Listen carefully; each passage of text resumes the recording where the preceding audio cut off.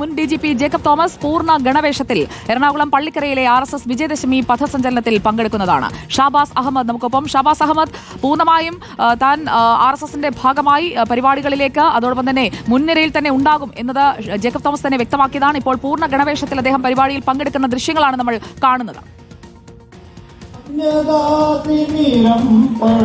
സുജയ, അതുതന്നെയാണ്. പൂർണ്ണമായും RSSന് ഒപ്പം ഉണ്ടാകുമെന്ന് പ്രഖ്യാപിക്കുന്ന തരത്തിലാണ് അദ്ദേഹം ഈ പരിപാടിയിൽ പങ്കെടുക്കുന്നത്.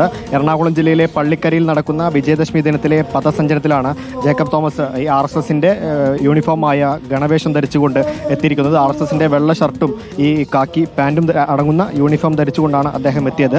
RSSന്റെ ശതാബ്ദി വർഷം എന്ന പ്രത്യേകത കൂടി ഈ വിജയദശമിക്കുണ്ട്.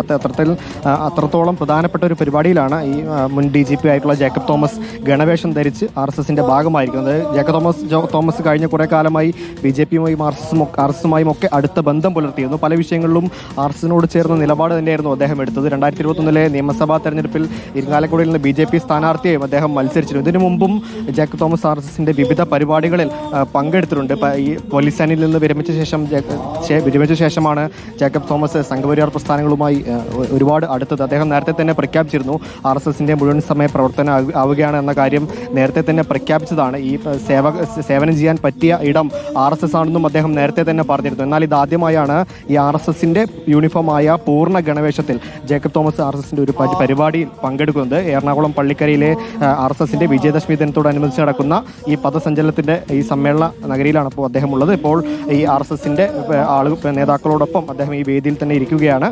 ഈ RSSന്റെ യൂണിഫോമായ ഗണവേഷം ധരിച്ചുകൊണ്ടാണ് അദ്ദേഹം എത്തിയിരിക്കുന്നത്. എന്തായാലും ഈ RSSന്റെ മുൻനിരയിൽ തന്നെ ഉണ്ടാകും, RSSുമായി സഹകരിച്ചു പോകുമെന്ന പ്രഖ്യാപനത്തിന് ശേഷം ഇതാദ്യമായാണ് അദ്ദേഹം ഒരു പരിപാടിയിൽ നേരിട്ട് പങ്കെടുക്കുന്നത്. ഈ RSSുമായി സഹകരിക്കുന്ന മുൻ DGPമാരിൽ ആദ്യത്തെ ആളല്ല ജേക്കബ് തോമസ്. മുൻ DGP ശ്രീലേഖ നിലവിൽ BJPയുടെ സംസ്ഥാന വൈസ് പ്രസിഡന്റാണ്. ഒപ്പം TP സെൻകുമാറും സംഘപരിവാറിന്റെ നിലപാടുകളോടൊപ്പം സഹകരിച്ച് പ്രവർത്തിക്കുന്ന ആളാണ്. എന്നാൽ ആദ്യമായ ഒരു മുൻ അങ്ങനെ വിജയദശമി മഹോത്സവത്തിന്റെ ഭാഗമായ പഥസഞ്ചലനത്തിന്റെ ഭാഗമായിരിക്കുകയാണ് മുൻ DGP ജേക്കബ് തോമസ്. അദ്ദേഹം പൂർണ്ണ ഗണവേഷത്തിൽ വേദിയിലിരിക്കുന്ന ദൃശ്യങ്ങളാണ് നമ്മളിപ്പോൾ കാണുന്നത്.